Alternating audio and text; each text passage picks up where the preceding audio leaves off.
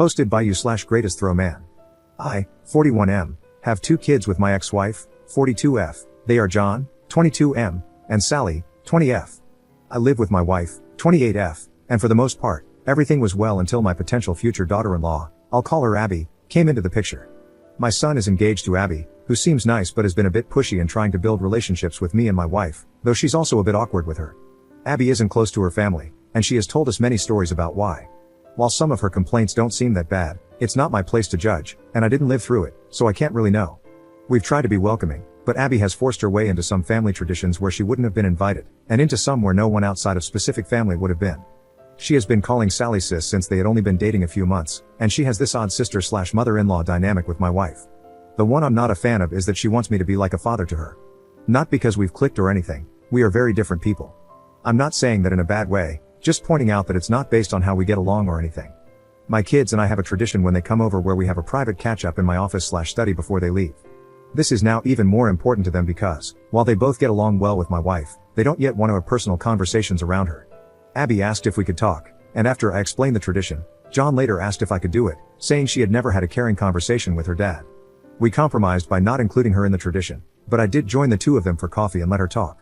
Then she started calling me dad, and they weren't even engaged yet.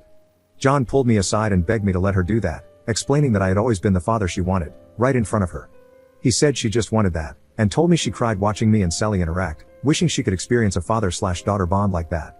I didn't like it, but I did feel bad, so fine, I gave her that. Now, she wants me to walk her down the aisle and do the father/daughter dance. I don't want to walk her down the aisle, and I walk with a cane, so dancing is hard. At my own wedding, I only danced twice. John is begging me to do one, preferably the aisle. They came over on Sunday, and John and I were talking. I thought it was a good time to address the situation when Abby walked in without knocking, asking if he had told me yet. I asked, told me what? John said she wanted me to mention having a second daughter now in my speech and say how I loved her. I just looked at him. She then asked if I would walk and dance with Sally at the wedding, and I said, of course. To which she yelled, I'm your daughter too. And I responded that it will never be the same, Sally is my actual daughter. I tried to explain that I would talk about her being a happy addition to the family and how much I love how happy she makes John, which I thought was a good compromise, but she started crying. John apologized, and they left. He called me when they got home, nearly begging me to agree. Am I wrong because I won't lie and say I love her or that she's my daughter? Update 1 month later. I had planned to write this sooner, but life got in the way in a couple of really good ways. However, since people were helpful and asked for updates, and I have a surprise-free day, here it goes. On Mother's Day, my kids and their partners went to visit my ex-wife. It turns out my ex-wife and Abby are a lot closer than I realized. Abby calls her mom, which is part of where all this is coming from. Apparently, my ex has been encouraging it. During their Mother's Day conversation about the wedding, whenever Abby referred to me, it was as dad. My son apparently told her to let it go, which led to some yelling. Abby was talking about how she deserved to be my daughter, with my ex agreeing and telling her that she was right. My son was trying to explain that I am making an effort and that Abby should be more realistic about things. Sally then told Abby that I only have one daughter, which was apparently a response to Abby saying that as my daughters, they should be united. According to my son, Abby was crying, but Sally said she was crying, yelling, and even kicked something before going to her room. Sally also told me that she went off on their mom, but she won't elaborate, so I don't know exactly what was said, but knowing Sally, it wasn't pretty. Around 2 a.m., I got a text from Sally's partner's phone that said, Abby really is great, she hasn't been perfect, but you should give her a chance and you will learn to love her. I saw it when I woke up and tried to text back, but I was blocked. So, I called Sally, but they were driving at the time. Later that day, they stopped by my place because I'm on the way, and my daughter prefers my drinks and cooking. They filled me in on what happened the night before. At the end of the visit, I asked to speak to Sally's partner alone. I asked if I had done something to upset her, and she looked confused. I explained that I was blocked. She insisted that I wasn't, but when she checked her phone, it turned out I was. I mentioned it happened after her message, and she asked, what message? I showed her the text, but it wasn't on her phone anymore. At that point, we brought Sally in and caught her up. Neither of them were happy about it. A couple of days later, John and Abby dropped by unannounced, not something we really do in this family, but okay, fine. I had made salmon, which doesn't take long to cook, so I prepared 2 more. My wife served while I made drinks. The entire night was Abby trying to bring up the wedding, with John repeatedly trying to change the subject, but Abby wouldn't let it go. We were discussing logistics, as I'm helping them get some good deals through professional contacts I have, when Abby finally said, so I was talking to mom, and she said that you can walk me down the aisle and she'll do the dance, or you can dance and she'll walk. It's your call, but you need to choose soon.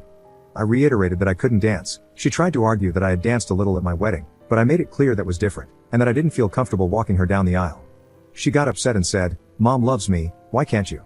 I felt bad, but I couldn't lie. I pointed out that she had John, my ex-wife, and all their friends, all people who loved her. She replied, "But other than ex-wife's name, those aren't my parents." To which I said, "Neither am I." She became very emotional, so my wife and I gave them a few minutes alone. Later, when my son and I were alone, he looked exhausted. He explained that after Mother's Day, Abby had called Sally and kept insisting that they were both my daughters, saying I didn't get to be close with one but not both, and that it was them against me. At that point, Sally cried havoc and let slip the dogs of war.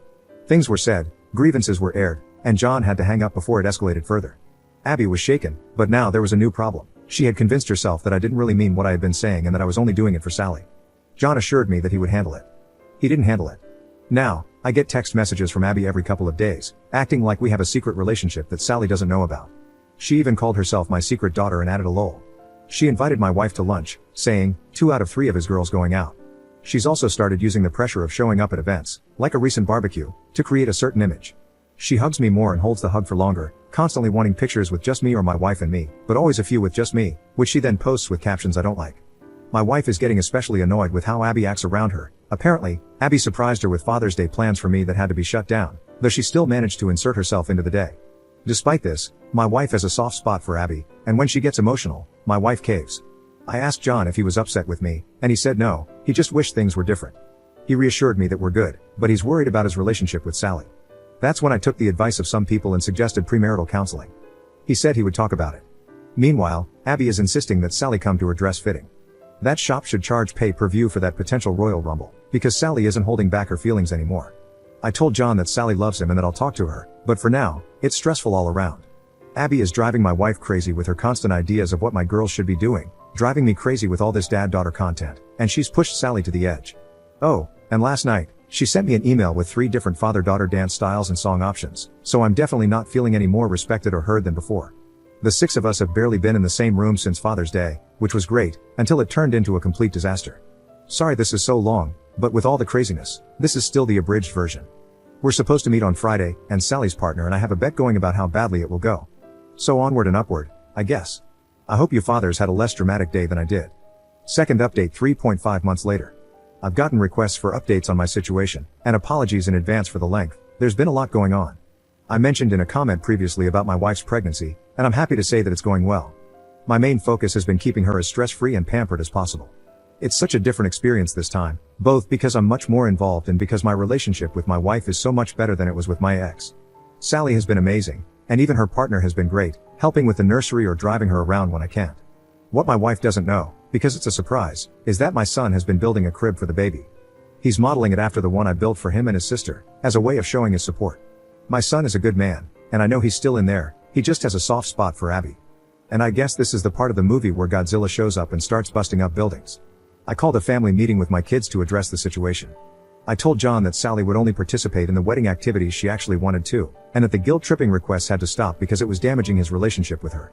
Sally was relieved that I said it, so she didn't have to do it yet again. I also told him that if he didn't stop Abby from messaging me, I would block her and give her a blunt, honest explanation as to why. We got a lot out in the open, and John seemed to understand. But then, a few days later, they insisted on coming over to talk again. Sally and I decided we would lay everything out on the table this time.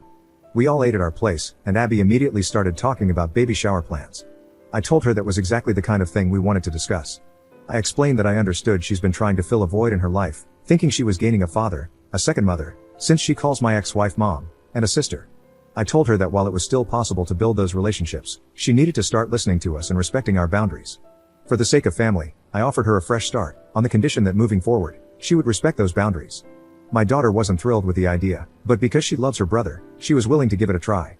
Abby tried to suggest that since we were starting fresh, we could define the relationship and just be a family right away. We told her we weren't ready for that it needed to develop naturally. She got upset, pointing out that I'm closer with my daughter's partner, which is true, but that's simply because we get along. She felt she deserved the same closeness for trying so hard. My daughter responded by saying that trying things we actually want would be more effective. That's when Abby ran to our bathroom, and John followed her. After a while, I checked on them and overheard her repeating, "This is not what I wanted." My wife, daughter, and her partner went out to the patio to give them privacy and salvage the night. After a bit, I got a text saying they had just left. I checked in with John the next day, and he said they talked more at home, and Abby understood. For a couple of weeks, things were good. The excessive text stopped, except for the occasional wedding question since the date was getting closer. She stopped pushing herself on my wife and Sally, and we assumed she was involving us less in wedding planning out of respect. They knew they only got the venue at the rate they did because of my professional connections, and I had made it clear that I was willing to help but wasn't interested in being part of the planning, even if I'm good at event planning. We thought things were finally settling down. Then, I got a call from the venue telling me the card I used had been declined. This was a specific card I use for big purchases because of the miles, so I knew it had a high limit. That's when I found out they had changed the wedding date by 2 months, even though they were told I'd still be on the hook for most of the money due to how close it was to the original date. I was furious. I've been fortunate in life financially, but I'm not wealthy enough to just blow off deposits like they're nothing. I called my son and told him he needed to get to the house ASAP, just him. But of course, they both showed up. When they arrived, Abby started with, "Dad." I think I just responded, "You have got to be effing kidding me," and walked toward the table. Abby had the nerve to ask where dinner was. My response wasn't polite, as I made it clear that dinner was not the reason they were there. I hoped my son wouldn't lie to me, so I asked him directly what was going on with the venue. Abby started diving into wedding details, but my son cut her off, explaining that they postponed the wedding because my ex-wife was unavailable due to surgery. He hadn't told me because he was trying to put together the money to cover the lost deposit himself and had just reached out to guests to inform them of the change. And that's when Abby chimed in with, "We have extra time to work on our dance." As this was happening, my wife came home. I was walking her toward the bedroom when Abby made her comment about extra time to work on our dance. With my pregnant wife by my side, I calmly said something like, "I have different feelings about that and will elaborate further shortly." I got my wife settled, gave her some water, turned on her favorite songs, and headed back to the table. That's when I let loose. I said something along the lines of, "You are out of your effing mind. Have you even been listening?" I made it clear that I was done with this nonsense, and we all were. I lost my cool, asking her if she hadn't heard a word we said last time because her head was so far up her rear. She was stunned silent and just looked at me. With little filter, I laid it all out, explaining what Sally and I really thought of our time with her and how she's been trying to force us to love her without even bothering to truly get to know us. She started crying, stood up, and shouted, "Then what was this even for?" John immediately asked what she meant, wondering if she was talking about their relationship, and he started to freak out. Abby, in a frantic state, clarified that she meant delaying the wedding. And here's the kicker, and yes, I'm pouring another drink just to write this. It was all a ploy. Apparently, my ex-wife and Abby came up with the idea that if I had more time, I would come around. My ex told Abby not to worry about the money because I'm loaded. My ex has always been bitter that I make so much more now than I did when we were married, as if my financial success was out of spite rather than a result of my career progression. I honestly believe she did this on purpose, just to stir things up.